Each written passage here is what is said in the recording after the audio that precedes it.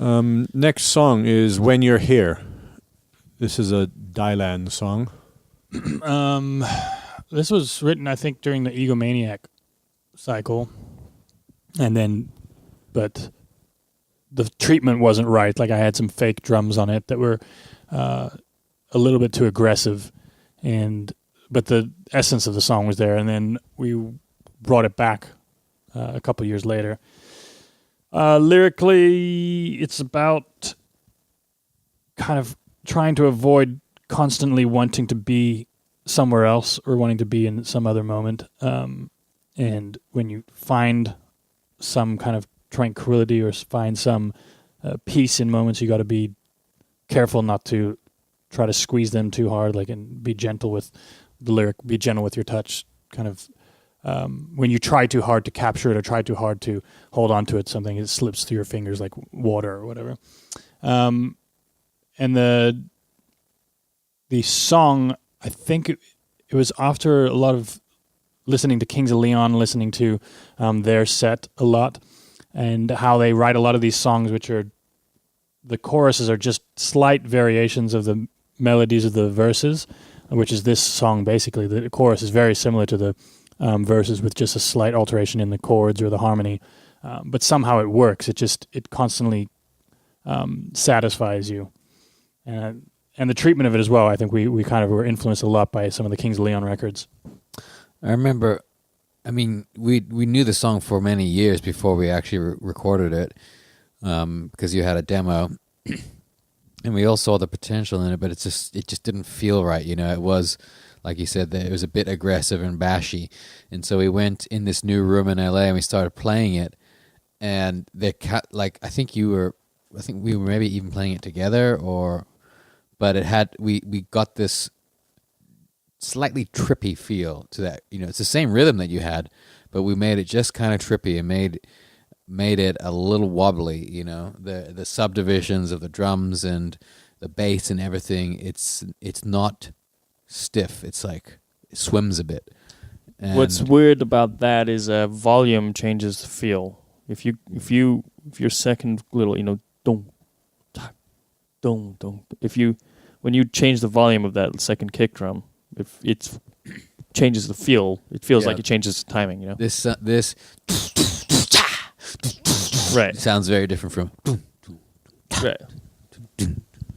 The thing that really changed it from like a kind of conventional, almost country-ish song was bringing in that synth, the triplet synth in the second verses, because all of a sudden now it does have a trippy outer space feel while all the other sounds are kind of retro. The guitar sounds are retro. There's a pedal steel. I think it's the only pedal steel solo since Lunatic that we have. And I recorded it in my room, and I just put a mic next to the amp so you can still, and no DI, so you can still feel or hear all the pedal movements, all the clicking of the pedals. It does have like a country bar, like Star Wars feel, like there's a country bar on another planet, or something like that. I keep hearing, everybody keeps talking, that's such a useful reference, is that, because it's such a iconic scene, is the bar in Star Wars. Anytime somebody wants to describe something that has that feel, they use that. But we got a little obsessed with ARPs on the whole album, so we had to cut a bunch of them out of other songs, but this one worked too well, too. Yeah, this was a different usage of it, I felt. You could have had an instrument playing that. It didn't sound like, let's put a computer arpeggiator. It sounded like, you could have had a cello playing that part, but we'll use a synth to do it, Took a while to get the vocal as well. It took a long time to be able to hit the notes properly. I feel like probably could even do a better job of it after touring it and playing it live now. Well, yeah, we ended up cutting it from the set for a good week when you lost your voice because you were sick because it's so high. Part of that was finding the right mic too, I think, because you tried it a lot of times, on all different mics, and when you're close on a mic, the range is so huge where some of it's slow, way down here, and then you're blasting at the top of your register. And it's very hard for a single microphone to handle all that. So I said we should try the Coles, which is a ribbon mic, and you were like a foot, 18 inches away from that.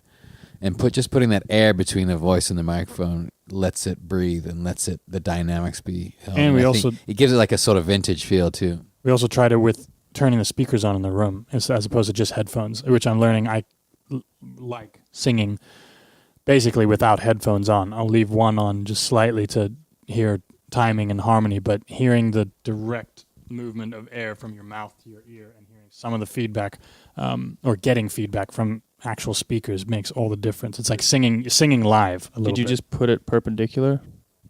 No, we had we had the shield, the shield. Yeah. Oh. and we just had it quiet.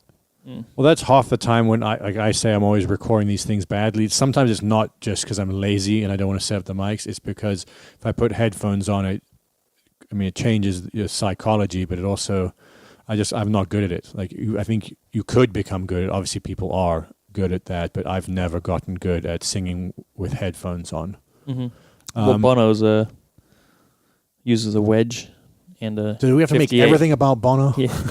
He does. But Bono he's did a it. good singer, you know. No, yeah, he's a great singer. In our set, this song was third or fourth, I think, and felt like I could tell if it was going to be a really good show based on the response to this. Because when people shut the fuck up and listened to this song and really got into it, I knew it was going to be a really good show, and people were going to go with us wherever we wanted to go. And then occasionally you could see where people would just like wanted to talk through this song. Yeah. I was like, oh, it's going to be one of those types of crowds.